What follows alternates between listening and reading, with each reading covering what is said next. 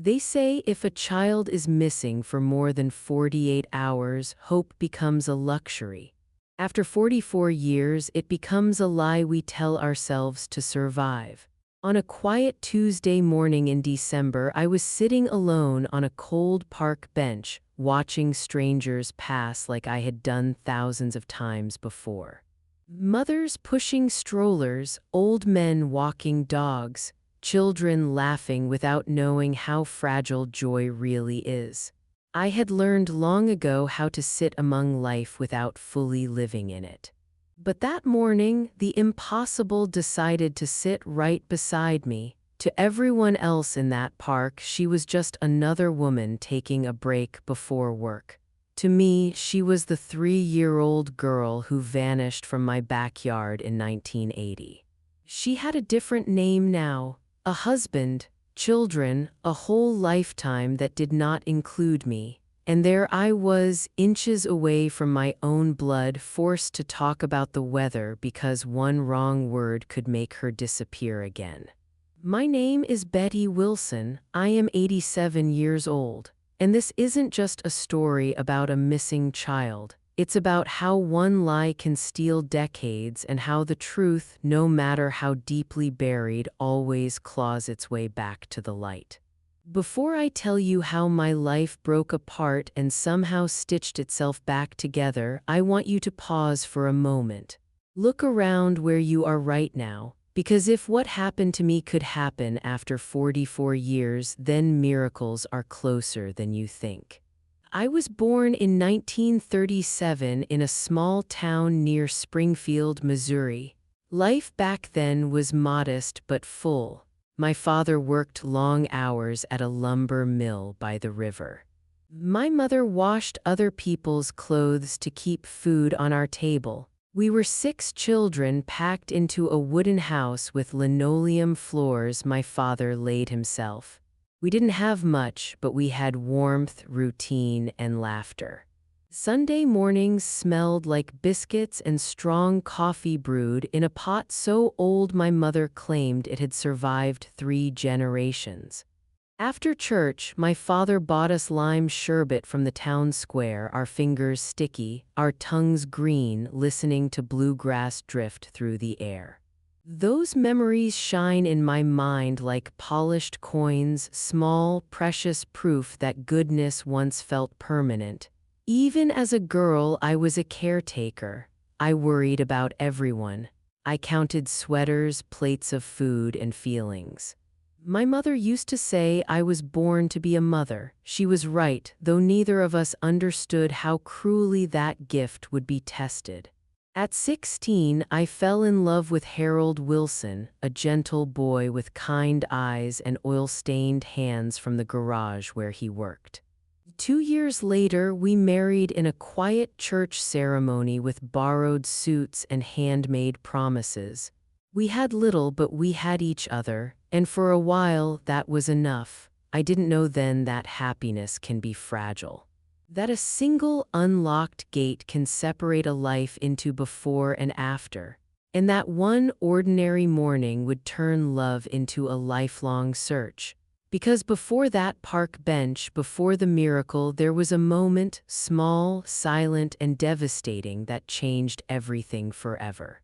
I thought love had reached its full shape the day my daughter was born, but I was wrong. Love was only rehearsing for what came next. Our daughter Linda arrived on a bitter January morning when frost painted lace across the windows. The sky was heavy and gray, the kind that presses low on your chest. A neighborhood midwife named Miss Mary helped bring her into the world right there in our small apartment. I remember the pain, yes, but more than that, I remember the sound. Her first cry, small, fierce, alive, it cracked something open inside me that never closed again. Harold held her like she was made of glass, terrified of hurting her, tears slipping down his face without shame. In that moment, I believed we had everything a family could ever need: health, love, purpose. The rest felt optional, Linda grew into a spirited child, sharp-eyed like her father, anxious like me. When she was 5, Harold saved enough to buy a narrow plot of land in Springfield. We built our house piece by piece, year after year. One room became 2, tin roof became concrete foundation. It grew alongside our family as if it too was alive. Those years were exhausting and beautiful. I sewed clothes late into the night and sold pies on weekends. Harold worked his hands raw at the garage. Every morning I braided Linda's hair tight and neat, walked her to the corner, and watched her disappear down the street toward school. At the time, it felt routine, ordinary. I didn't know I was living inside memories I would later beg to return to. Time moved fast, too fast. Linda became a young woman, tall, capable, kind. At 17, she fell in love with a boy named Gary. He was respectful, steady, the kind of boy a mother wants to trust. They married young, perhaps too young, but love doesn't wait for permission. Their wedding was simple. I sewed Linda's dress myself, my fingers sore from guiding fabric through the old Singer machine. I watched her spin under string lights in our backyard, smiling so wide it hurt to look at her. I cried alone in the kitchen, not from sadness but from the ache of letting go. A few months later, Linda told me she was pregnant. I was going to be a grandmother. The word felt sacred on my tongue. Suddenly, every sacrifice I had ever made sense. Harold and I saved every spare dollar. I knitted blankets. I folded tiny clothes and imagined a future wrapped in warmth. Linda's pregnancy was hard. Swollen feet, sleepless nights, fear she tried to hide. One evening, she confessed she didn't know if she was strong enough to be a mother. I held her hands and told her the truth. Motherhood isn't learned, it awakens. And when it does, it never leaves. Grace was born in May of 1977 after a long, painful labor. When they placed her in my arms, wrapped in the yellow blanket I'd made, the world stopped. She was tiny, perfect. And in that moment, I made a promise with my whole soul. I promised I would always protect her. I didn't know then that promises, once broken, echo longer than screams, and that mine would shatter on a quiet morning 3 years later. The worst tragedies don't arrive with noise or warning, they slip in quietly, disguised as ordinary mornings. Grace's first years were pure light. She was an easy baby, a happy toddler, a child who laughed with her whole body. I watched her while Linda and Gary worked long hours, and I never minded. I loved the way her hair smelled after a bath. The way she sang off-key songs she invented herself. The way she ran toward animals without fear, as if the world had never given her a reason to be afraid. By 2, she spoke in full sentences that surprised adults. She asked questions that made strangers laugh. Once, she saw a man with a long beard at the store and asked if he was Santa Claus without his costume. Even the man laughed and gave her candy.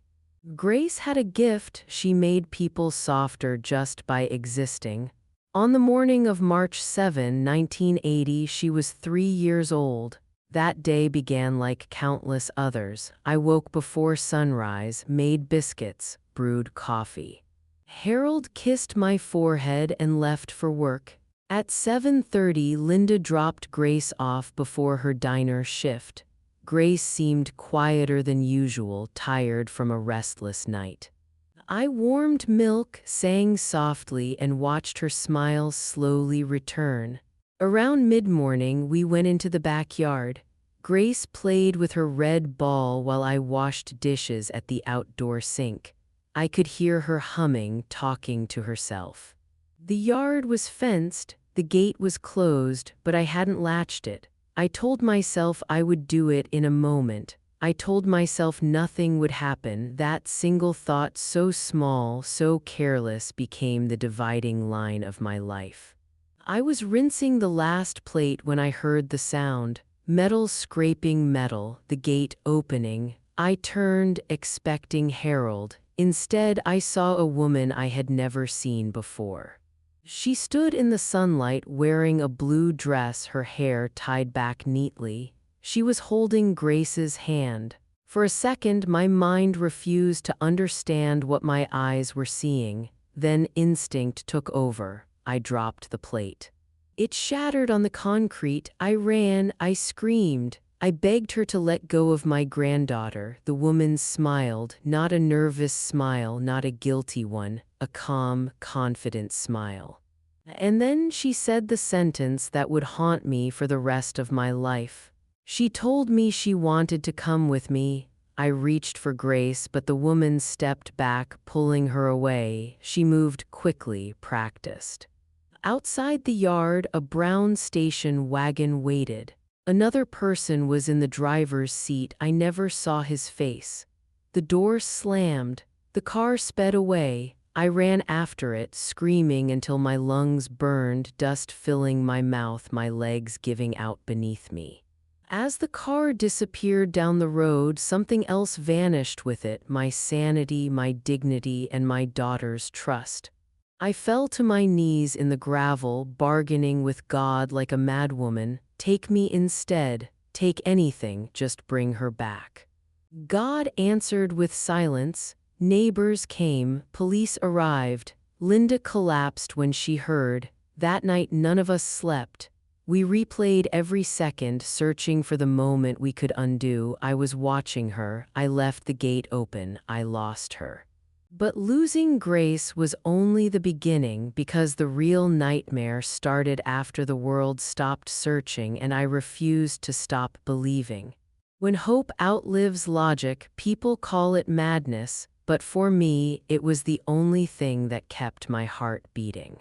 The days after Grace disappeared blurred together into a single, endless nightmare. Police questioned us again and again. They searched the neighborhood, interviewed neighbors, followed every thin lead until each one collapsed into nothing. The woman in the blue dress could have been anyone. The brown station wagon might as well have been invisible. There were no fingerprints, no witnesses who saw enough, no answers. We printed hundreds of flyers with Grace's smiling face, the same pink dress from her birthday. I walked block after block stapling them until my fingers bled. Harold did the same. Linda did too, though every step looked like it physically hurt her. People were kind at first. They promised to keep an eye out. They said they were praying. Weeks passed, then months. The police began to soften their language as if gentleness could cushion reality. They talked about statistics, about likelihoods, about preparing for outcomes no grandmother should ever imagine. I refused to listen. There was no body. No proof. Grace was alive. I felt it in my bones, but belief doesn't protect marriages. Grief settled into our house like thick dust. Linda and Gary tried to survive it together, but the weight was uneven. Guilt pulled us all in different directions. She never said it, but I knew she blamed me. I blamed myself too. Silence grew between us, heavy and sharp. 2 years later, their marriage broke.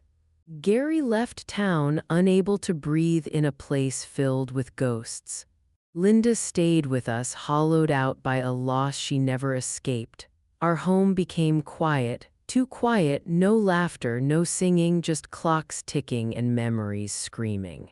Still, I searched. At first, I searched with my feet, walking neighborhoods, visiting nearby towns, showing Grace's photo to strangers.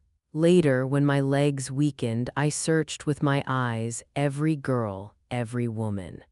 I wondered if she could be mine. I carried the flyer in my wallet, wrapped in plastic, touching it like a talisman. Years passed in strange ways. The world changed. Faces aged.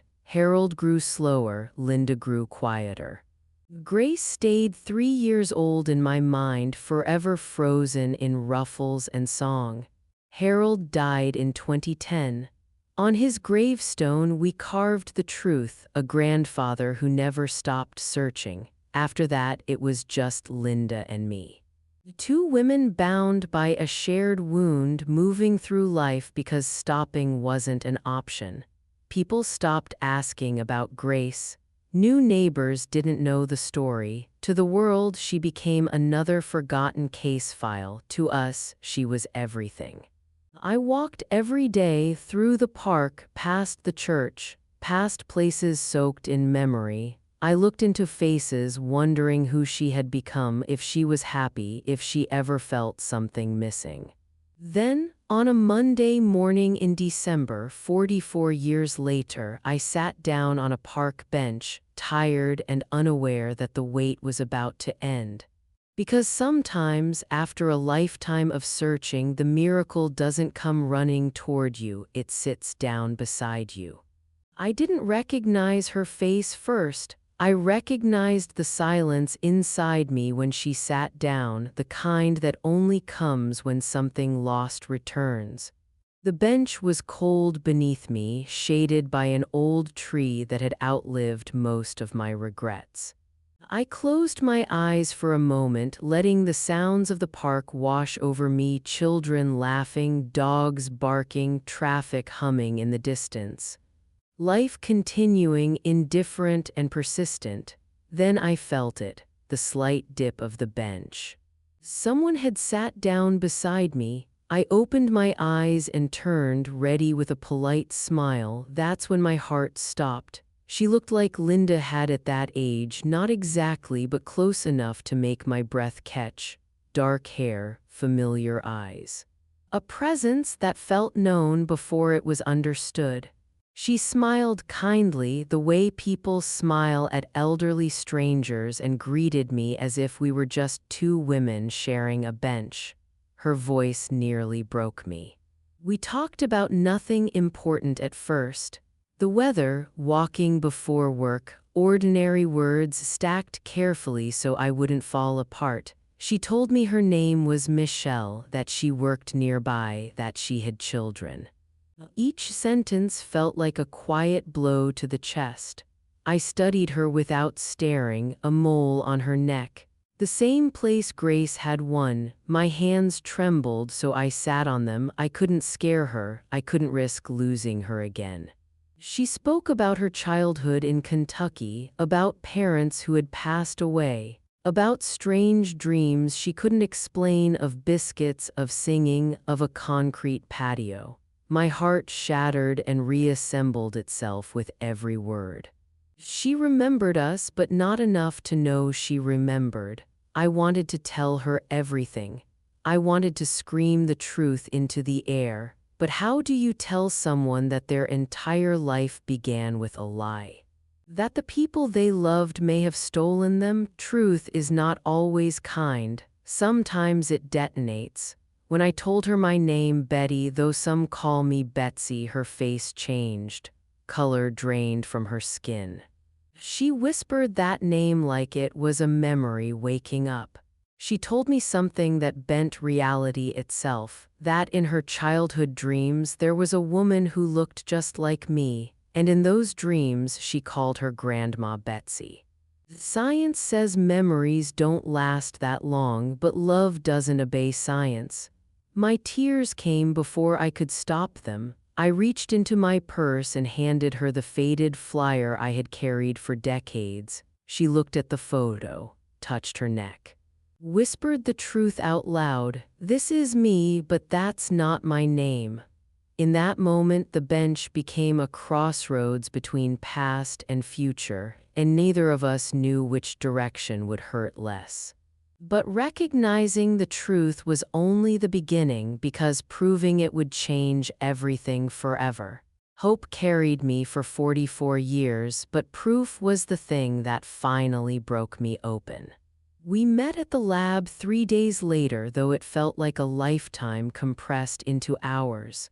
Linda and I arrived early, sitting on plastic chairs that creaked under the weight of our nerves.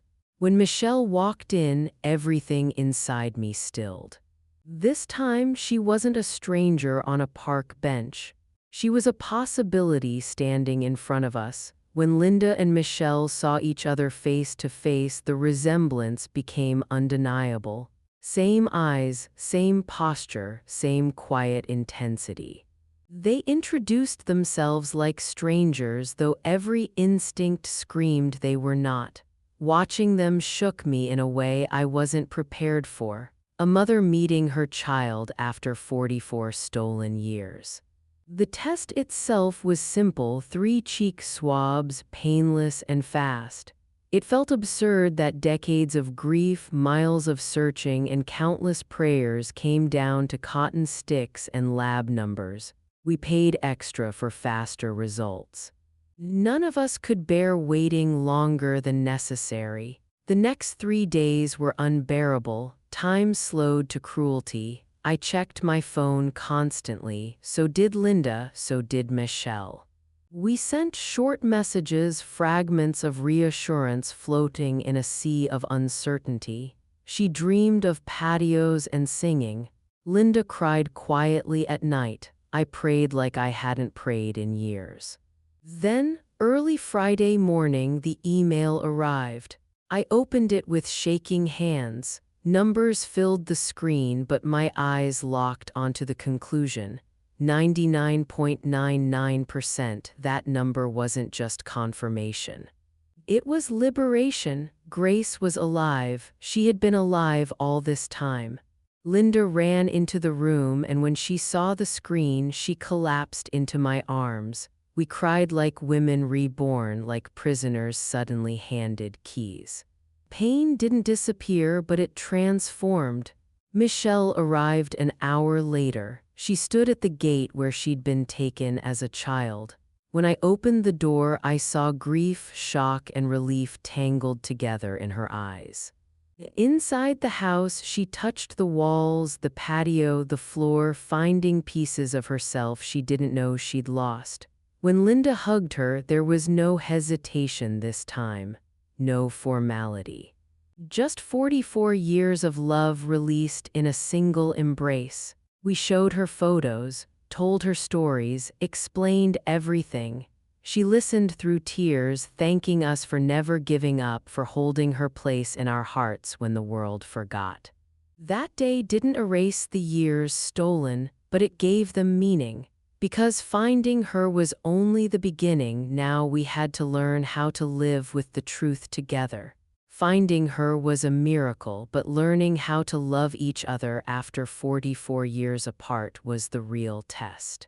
The days that followed weren't loud or dramatic. They were slow, careful, fragile. Grace, because that is who she chose to be again, needed time. Time to breathe, time to grieve the parents she thought she had.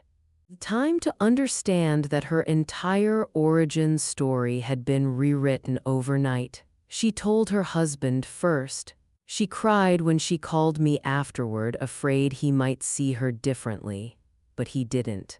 He held her and told her the truth didn't change who she was, it only explained the questions she'd carried her whole life. Love stayed, that mattered more than anything. Telling the children was harder. Wyatt, her teenage son, asked logical questions, wanting timelines and explanations. He was angry at the people who had stolen his mother, angry at a crime that reached across generations. Mia Grace, her daughter, cried for the little girl her mother had been, but smiled when she realized she had more family to love. The first time they came to our house together, I thought my heart might give out. Great-grandchildren I never thought I would meet stood in my doorway, curious and cautious. Mia hugged me and asked if I could teach her how to make biscuits. In that moment, the circle closed. We talked for hours, shared photos, stories. Laughter threaded carefully through tears. Grace listened as we filled in the gaps of her stolen childhood, bedtime songs, scraped knees, birthday candles. She mourned what was lost, but she also found peace in knowing she had always been loved. We didn't rush anything, we let love grow naturally like something fragile finally allowed sunlight. Grace visited often, sometimes with the kids, sometimes alone. We learned each other again not as who we were, but as who we had become. The truth didn't heal everything, it couldn't, but it freed us from wondering, and that freedom changed everything. Because even after miracles, life asks one final question: what do you do with the time you have left? Time took 44 years from us, but in the end, it gave back more than I ever dared to ask for. These days, my house is loud again, not the same way it was when Grace was 3, but loud with a different kind of life. Children's footsteps, dishes clinking, laughter that doesn't feel borrowed from memory anymore. Grace comes often. Sometimes she stays for hours, sometimes just long enough to sit with me at the table and drink coffee like we're making up for lost mornings. We don't pretend the past didn't happen, we don't sugarcoat it. There are days when grief still rises unexpectedly, when I watch Grace braid Mia's hair and feel the ache of 44 missing years press on my chest. There are moments when Linda goes quiet, staring at her daughter as if afraid she'll disappear again, but there is also peace. Grace tells me she finally understands the dreams she used to have. The singing, the biscuits, the concrete patio. They weren't inventions, they were echoes, proof that love leaves marks deeper than memory. She says knowing the truth didn't destroy her, it grounded her, gave her roots she never knew she was missing. Sometimes she asks me questions about Harold. About Gary, about who she might have been if life had gone differently. I answer honestly without bitterness. Because anger no longer serves us, truth does. People ask me if I'm angry at the ones who took her. I tell them anger is heavy and I've carried enough weight for one lifetime. What matters is this: Grace is here, alive, loved, and the promise I broke once has finally been kept. I'm 87 now, I don't know how much time I have left. But I know this: every morning I wake up grateful. Grateful that hope didn't die when logic told it to. Grateful that love waited patiently for 44 years. If you're listening to this and carrying a loss that feels too big, I want you to hear me. Don't let anyone tell you it's too late. Don't let statistics bury your faith. Some truths move slowly, but they never stop moving. Because sometimes the miracle isn't getting your life back, it's realizing that love never truly left it in the first place. If you've stayed with me until now, it's because somewhere inside you, you believe stories don't end when the screen fades, they end when the truth finally settles. I don't know how many mornings I have left. At 87, you learn not to count years but moments. And the moments I have now feel fuller than the decades that came before. Grace sits across from me sometimes, coffee in her hands, listening to my stories like they matter. Because now they do, they belong to her too. We didn't get back what was stolen. No miracle can rewind time. There were no scraped knees I could kiss better. No school mornings I could worry through. No teenage heartbreaks I could sit beside her for. Those years are gone, and pretending otherwise would be another lie. But here's the truth no one tells you. Closure doesn't come from getting everything back. It comes from finally understanding what was taken and what survived anyway. Love survived. It survived locked gates and state lines. It survived forged papers and buried secrets. It survived silence, statistics, and decades of strangers telling me to let go. Love waited, quietly, patiently, And when the time was right, it found a park bench and sat down beside me like it had never left. Grace tells me she feels lighter now, that the questions that followed her all her life finally have names. That knowing where she came from didn't destroy her, it anchored her. She carries both lives now, and somehow she makes room for all of it. Linda smiles more these days, not the careful smile she wore for years, but a real one. A mother's smile that had been paused mid-breath for 4 decades and finally allowed to finish exhaling. As for me, I no longer walk the streets searching faces, I walk them grateful. Grateful that hope wasn't foolish. Grateful that I didn't stop believing when the world moved on. Grateful that love proved stronger than time.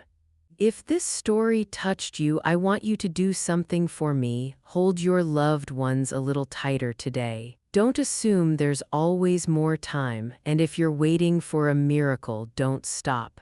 Some of them are just running late. Thank you for sitting with me through this story. If it moved you, please like this video, subscribe to the channel, and share your thoughts in the comments. I read them and they matter more than you know. Your support helps stories like this reach hearts that need them. Because as long as stories are shared, love never truly disappears, and sometimes believing is what brings it home.